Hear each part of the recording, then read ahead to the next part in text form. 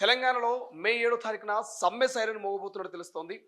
గత కొన్ని రోజుల నుంచి ఎవరైతే ఆర్టీసీ కార్మికులారో వీళ్ళంతా కూడా ప్రభుత్వానికి కొన్ని డిమాండ్లు పెట్టిరు. మా డిమాండ్లను నెరవేర్చండి, లేకపోతే మే 7న సమ్మెకు దిగుతామంటూ ప్రభుత్వాన్ని చెప్తున్నటువంటి పరిస్థితి. గత బీఆర్ఎస్ 10 ఏళ్ల ప్రభుత్వంలో మనం చూస్తాం, అనేక సమ్మెలు చేసిరు. తెలంగాణ ఉద్యమంలో ఈ ఆర్టీసీ కార్మికులు కీలకంగా సకల జనులతో పోటీ పడి మరి ఆర్టీసీ కార్మికులు తెలంగాణ ఉద్యమాన్ని ప్రజలకు తీసుకుపోయారు. మీ అందరికీ తెలుసు. సో గతంలో మరి బీఆర్ఎస్ ప్రభుత్వంలో కూడా ఆ రకమైనటువంటి సమ్మెలు చేశారు. రాజ్భవన్ ముట్టడి కావచ్చు, సెక్రటరీ కావచ్చు, లేకపోతే ఇతర అనేకమైనటువంటి ముట్టడులు సమ్మెలు చేశారు. సో మళ్ళీ ఈ 18 నెలల్లో కాంగ్రెస్ ప్రభుత్వంలో మొట్టమొదటిసారి నాకు తెలిసి మరి ఆర్టీసీ కార్మికులు సమ్మెకు దిగినట్టు తెలుస్తున్నది. అసలు వాళ్ళ డిమాండ్స్ ఏంటి, వాళ్ళు ఎందుకు సమ్మెకు పోతున్నారు ఏంటనే డిస్కషన్ చేసే ప్రయత్నం చేద్దాం. దానికంటే ముందు ఒకసారి ఇక్కడ చూసుకుంటే TGS RTC joint action committee May 7, 2025 మొదటి డ్యూటీ నుండి జరుగు అంటూ డిమాండ్లు పెట్టిరు. ఆర్టీసీ ఉద్యోగులను ప్రభుత్వంలో విలీనం చేయాలి, ట్రేడ్ యూనియన్లపై ఆంక్షలు ఎత్తివేయాలి, గుర్తింపు సంఘం ఎన్నికలు నిర్వహించాలి, 2017 వేతన సవరణ బకాయి చెల్లించాలి, కొత్త అలవెన్సెస్ అమలు చేయాలి. ఇక 4 పాయింట్ రిటైర్ అయిన ఉద్యోగులకు 2017 వేతన సవరణ జరిపి అన్ని బకాయిలు చెల్లించాలి. ఇక 5వ పాయింట్ వచ్చేసి 2021-25 వేతన సవరణలు జరపాలి. ఇక ఉద్యోగ భద్రత కల్పించి సిబ్బందిపై అధిక పనిభారం తగ్గించాలి. ఇక MTW యాక్ట్ను అమలు చేయాలంటూ వాళ్ళు 6వ పాయింట్ పెట్టారు. ఇక 7 బ్రీత్ అనలైజర్ టెస్ట్ కారణంగా నిరాపరాధులైన డ్రైవర్లను శిక్షించరాదు, వారిని వైద్య పరీక్షకు పంపాలి. ఇక 8 మహాలక్ష్మి పథకం అమల్లో జరిగే తప్పిదాలకు సిబ్బందిని అక్రమంగా శిక్షించరాదు. 9 ఎలక్ట్రికల్ బస్సుని కేంద్ర ప్రభుత్వం పథకం ద్వారా రాష్ట్ర ప్రభుత్వాలు కొని ఆర్టీసీకి ఇవ్వాలి. ఇక 10 అన్ని కేటగిరీలో ఉద్యోగ ఖాళీని భర్తీ చేయాలి, అర్హులైన వారికి ప్రమోషన్లు ఇవ్వాలి. 11 కారుణ్య నియామకాలు రెగ్యులర్ ప్రాతిపదికన నియమించి ప్రస్తుత కన్సల్టెంటెడ్ పే కింద పనిచేస్తున్న వారందరినీ రెగ్యులర్ చేయాలి. ఇక 12 వచ్చేసి అద్దె బస్సులు మరియు ఎలక్ట్రికల్ బస్సుల డ్రైవర్లను ఇతర సిబ్బందిని అద్దె బస్సుల్ని ఆర్టీసీలోనికి తీసుకోవాలి. 13 2019 సమ్మె కాలంలో ఉద్యోగులపై నమోదు చేసిన పోలీస్ కేసులు ఎత్తివేయాలంటూ 14 పాయింట్ PF, CCS వీటి నుండి యజమాని వాడుకున్న డబ్బుల్ని వడ్డీతో సహా చెల్లించాలంటున్నారు. ఇక 15వ పాయింట్ వచ్చేసి అవుట్సోర్సింగ్ మరియు కాంట్రాక్ట్ కన్సల్టెన్సీ పేరు మీద పనిచేస్తున్న అధికారులని సూపర్వైజర్లను తొలగించి వారి స్థానంలో ప్రమోషన్ల ద్వారా భర్తీ చేయాలి.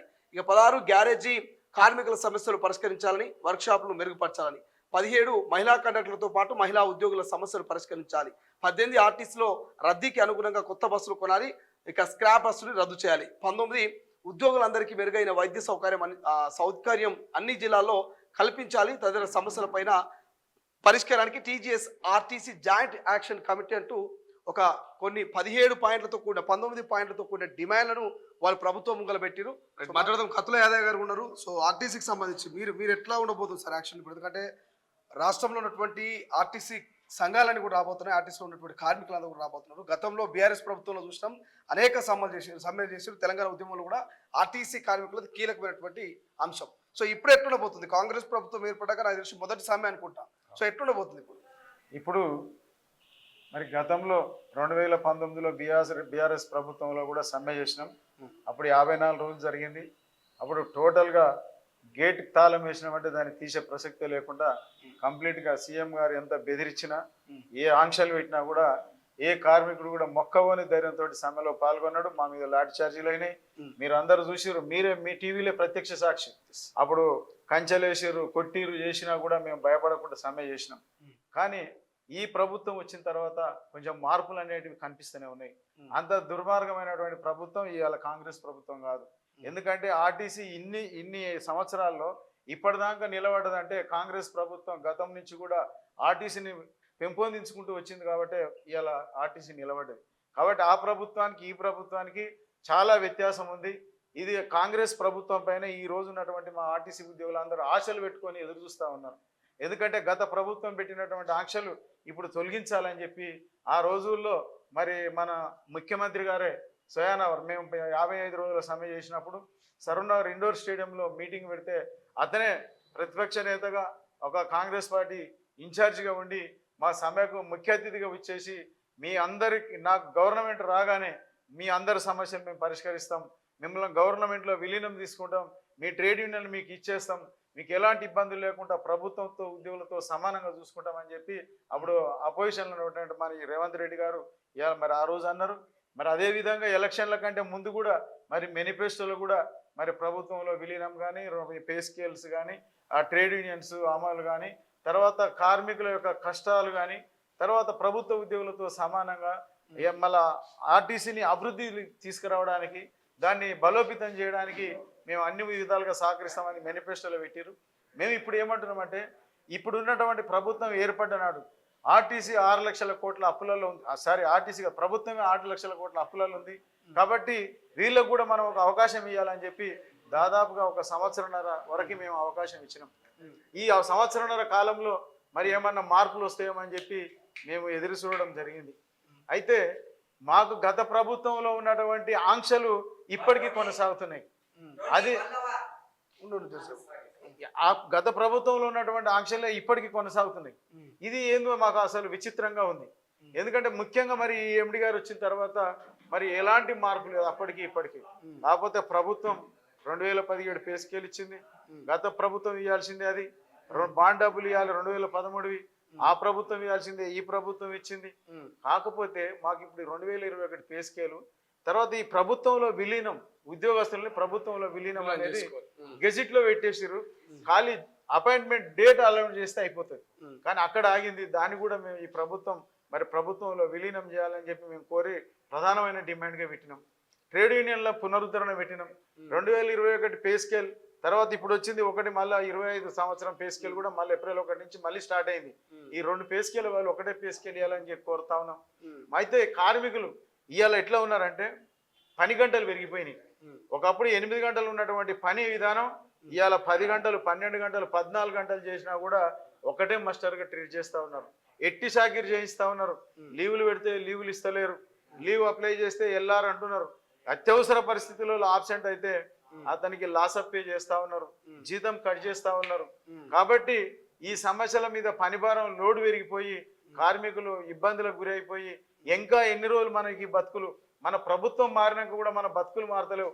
మన ప్రభుత్వంలో మన బతుకులు మారాయా అన్న టెన్షన్కు గురై చాలా మంది హార్ట్ అటాక్ గురై చచ్చిపోతా ఉన్నారు. నేను ఒకటే రిక్వెస్ట్ చేస్తా ఉన్నా. ఆ రోజు ఉన్నటువంటి తెలంగాణ ఆంధ్ర విడిపోయినప్పుడు ఆర్టీసీలో 53,000 మంది ఉద్యోగస్తులు ఉన్నారు. ఆ రోజు 32 లక్షల కిలోమీటర్లు దిక్కిరు ఈ 53,000 మంది. కానీ ఇప్పటికీ ఇప్పుడు 11 సంవత్సరాలలో 16,000 మంది రిటైర్డ్ అయిపోతే ఇప్పుడు 40,000 మందే ఉన్నారు. అప్పటి నుంచి ఇప్పటిదాకా రిక్రూట్మెంట్ లేదు. కానీ ఈరోజు ఎంత అదే 32 లక్షల కిలోమీటర్లని 34 లక్షల కిలోమీటర్లు చేసి 40,000 మంది పనిచేస్తారు. అంటే 4 లక్షల కిలోమీటర్లు పెరిగింది.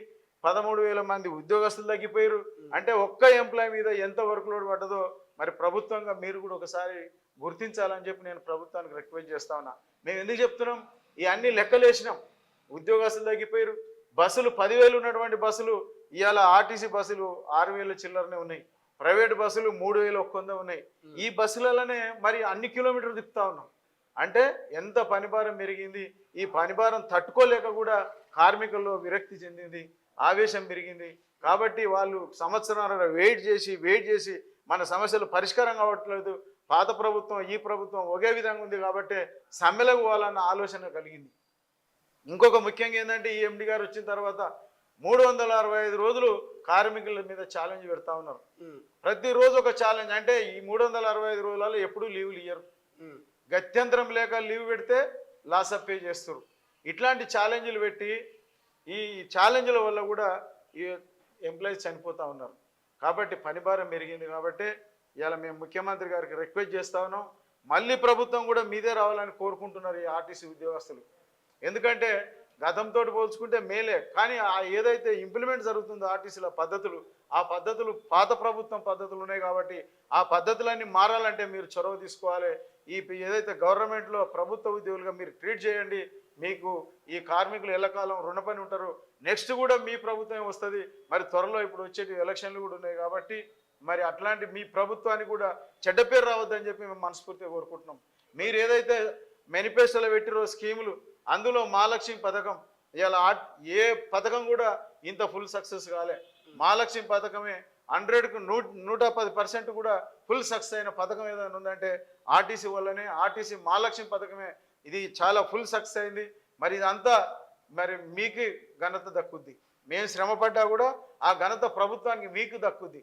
ఒకవేళ మీరు ఈ సమస్యలు పరిష్కరించకపోతే మేము ఒకవేళ సమ్మెలోకి వెళ్తే ఆ మహాలక్ష్మి మరి మీకు రివర్స్ కొట్టే ప్రమాదం కూడా ఉంటుంది. కాబట్టి మరి అట్లాంటి పరిస్థితి తీసుకురాకుండా మేమంతా మీ బిడ్డలుగా భావించి మీరు మా యొక్క సమస్యలను పరిష్కరించి సమ్మెకి వెళ్లకుండా మీరు ఎప్పుడు పిలిచినా మేము రావడానికి చర్చలకు సిద్ధంగా ఉన్నాం. మీరు మమ్మల్ని చర్చల ద్వారా ఈ సమస్యలు పరిష్కరించి సమ్మె నివారించడానికి మీరు ప్రయత్నం చేయాలని చెప్పి నేను ముఖ్యమంత్రి గారిని పదే పదే మరి ముఖ్యంగా కార్మికుల తరఫున కోరుకుంటున్నాను. ఇలా మా ఎండి గారు అధికారులు మీకు తప్పుడు సంకేతాలు ఇస్తూ ఉన్నారు. ఎందుకంటే ఆర్టీసీ కార్మికులు చాలా సంతోషంగా ఉన్నారని చెప్తారు. నేను ఏ ఒక్క కార్మికుడన్నా సంతోషంగా ఉన్నారేమో మీ సొంత విజిలెన్స్ని పెట్టి ఎంక్వైరీ చేయించండి. ఆర్టీసీ విజిలెన్స్ కాదు, మీ సొంత విజిలెన్స్ని పెట్టి ఆర్టీసీ ఉద్యోగుడు ఒక్కడన్నా సంతోషంగా ఉన్నాడని చెప్పి మీరు ఎక్కడన్నా ఎంక్వైరీ చేయించండి. ఎవ్వరు కూడా సంతోషంగా లేరు. ఈ ఎండి గారు వచ్చిన తర్వాత ఇంకా నానా అవస్థలు పడతా ఉన్నారు.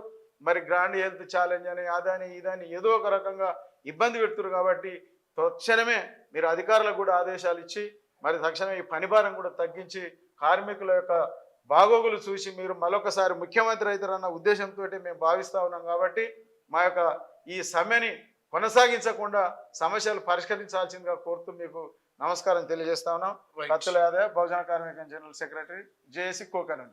థ్యాంక్ యూ సో మచ్ అండి. ఇది మొత్తం మీద ఆర్టీసీ కార్మికులు గతంలో బీఆర్ఎస్ ప్రభుత్వంలో అనేక మార్లు సమ్మెలు చేసి అనేక మార్లు ధర్నాలకు దిగినటువంటి పరిస్థితి చూసాం. కాంగ్రెస్ ప్రభుత్వం ఏర్పడిన ఈ 17 నెలల్లో మొదటిసారి వాళ్ళు ధర్నాకు దిగబోతున్నారు. మే 7న ఆ సమ్మెకు దిగబోతున్నారు. మరి ఈ సమ్మె ఎట్లుండబోతున్నది వాళ్ళు చెప్తా ఉన్నారు. మహాలక్ష్మి పథకము నిజంగానే అద్భుతంగా ఉంది, అన్ని పథకాలు అద్భుతమైనటువంటి పథకము. మరి ఆ పథకం ఎంత మీకు పేరు తెచ్చిందో మరి అంత డ్యామేజ్ అయ్యే అవకాశం ఉంటుంది. ఆ పథకానికి కష్టపడ్డది మేము, కానీ పేరు వచ్చింది మీకు. మరి మేము సమ్మెకి దిగితే ఆ పథకం కంటిన్యూ అవుతుందా అనేటువంటి వాళ్ళు ఒక ఆలోచన చెప్తా ఉన్నారు. గతంలో మీరు ఇచ్చిన హామీలే, మీరు పెట్టినటువంటి మేనిఫెస్టోలో పెట్టిన అంశాలే నెరవేర్చమని అడుగుతా ఉన్నాం. ఎట్టి పరిస్థితుల్లో వేరే అంశాలు అడగట్లేదు, కొంతమ కోరికలు కోరట్లేదు. మీరేం చెప్పిరో, మీరు ఏమైతే హామీ ఇచ్చారో అవే నెరవేర్చాలని మేము చెప్తా ఉన్నాం. ప్రభుత్వం మే 7 దాకా వేచి చూడదు. అంత లోపలనే మా సమస్యను సాల్వ్ చేసి యథావిధిగా మమ్మల్ని ఉద్యోగాలకు పంపిస్తుందని మేము అనుకుంటున్నామని చెప్పేసి ముఖ్యమంత్రి మీద, ప్రభుత్వం మీద కోటి ఆశలు పెట్టుకున్నారు ఆర్టీసీ కార్మికులు. చూద్దాం ఏం జరుగుతుంది. ప్రభుత్వం మే 7 సమ్మె కంటే ముందే చర్చలు జరిపి శాంతింపజేస్తుందా, లేకపోతే చూసి చూడనట్టు వదిలేసి సమ్మెను చేసుకోని అని చెప్పేసి గ్రీన్ సిగ్నల్ ఇస్తుందా అనేది భవిష్యత్తులో చూడాలి. కెమెరా పర్సన్ అజార్తో శ్రీశైలం, తొలి వెలుగు, హైదరాబాద్. ప్రపంచంలో ఏ మూల ఏ క్షణం ఏం జరుగుతుందో వేగంగా తెలుసుకోవడానికి తొలి వెలుగు వాట్సాప్ ఛానల్ని ఫాలో చేయండి.